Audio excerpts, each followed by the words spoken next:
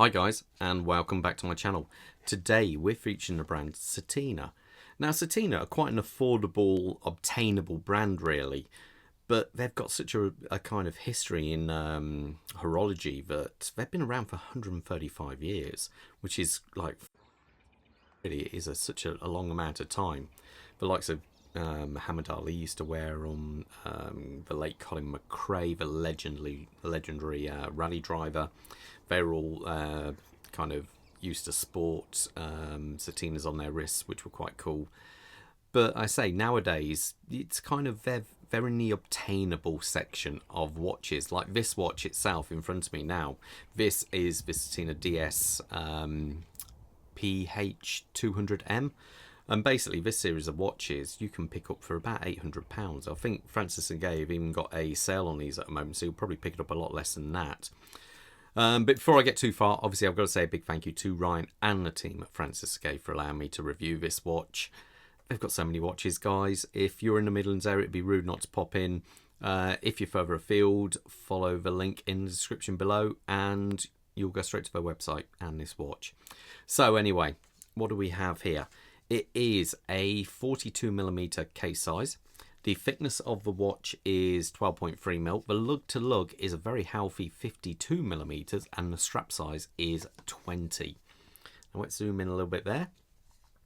Now the dial has got a certain richness to it. I think it's because you've got this nicely polished dial and this domed crystal. It kind of draws you in a little bit. There's quite a bit of kind of, it's not so much for depth, but it's the reflections you get off this kind of this dial, and again the nicely polished hands.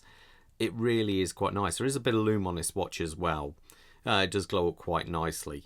We do have printed hour and minute track going around there. We do have the date at the 3 o'clock position there, which is nicely framed by this kind of crosshairs which goes across there, which does look quite good. It does say DS there because I believe the DS series of watches have been around since the late 60s, and this is like a reinterpretation of that model. So as we come past the dial, we get, as I not pointed out before, this kind of rather cool crystal.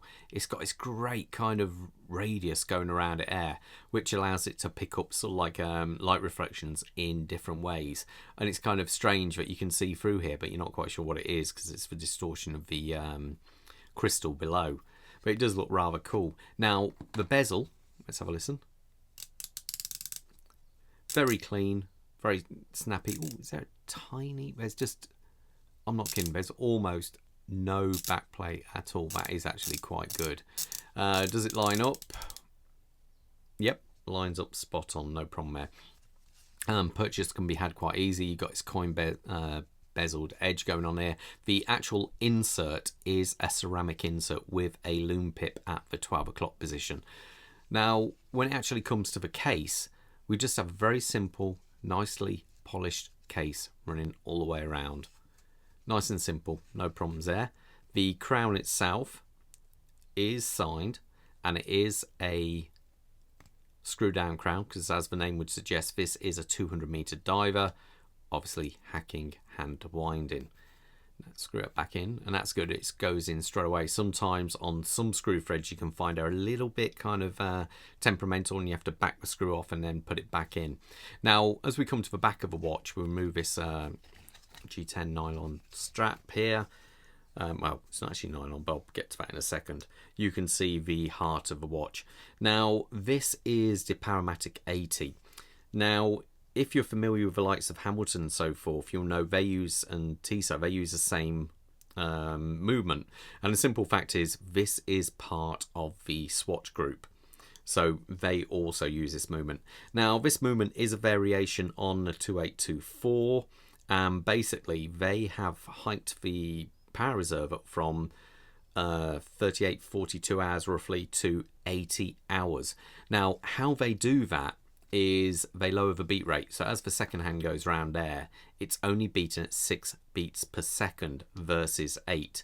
Now some people like it, some people don't. I must say though, I did put it on the time grapher and I had a couple of different readings actually. I actually demagnetized this one and I found Arene was a little bit smoother, but there's still a little bit, it's got one of the highest amplitudes I've ever seen in any watch, but it's not quite a clean line, but it was still coming in within chronometer spec. So this one was round about 3 or 2 seconds a day plus, so truly impressive actually, especially for this price point, because if you were to buy a similar priced Seiko, you would be, yeah, it really is hit and miss what goes on there.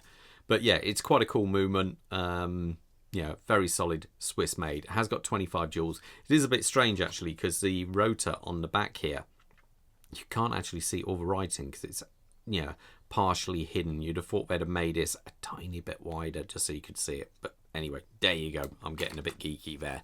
Now, the strap, you do have quick release links there, which I'm not a fan of when you've got this kind of strap, because just in case that gets caught in the strap, I think that is, I would personally swap them out myself. I wouldn't want them on there. Now, the actual strap is quite interesting because they use recycled plastics and materials out of the sea to make these straps, and I think that is rather a cool thing. It's a nice little, you know, it's a nice little thing to say actually, so I like that. The actual hardware on the strap has still got plastic covers on there. I haven't took that off, but you do have a signed buckle up here, which I think does look rather chunky and nice. Let me put this on my wrist so you've got an idea how it looks. We'll just quick zoom out, quick wrist check. I've still got my what you call it, little Zin 104 on the fine link bracelet on, which I think is rather nice. Bob, what's that, mate? It's a Mont Blanc. So don't know the reference number yet, but we soon will. So anyway, let's put this on. My wrist size, I should point out, is 7¼ inches. So let's see how this looks. And there you go on my wrist. I think for the money, it actually looks quite a cool watch. I don't know if I'd keep it on this strap, even though it matches it nicely. I would probably change this out for either a blue ISO diver, or just a funky leather strap of some type, something like that. But overall, I think it is actually quite a cool watch, and especially for that price point. You are, after all, for your 800 or whatever it is on sale, hard-earned pounds, you are getting a proper Swiss-made watch. So that is always quite a nice thing to have. Let me know in the comments below, is it a kind of watch you'd consider, or what else at this price point would you actually buy? Always interesting to know. So anyway, most importantly guys, stay safe out there, and I will see you at the next review. All the best. Bye.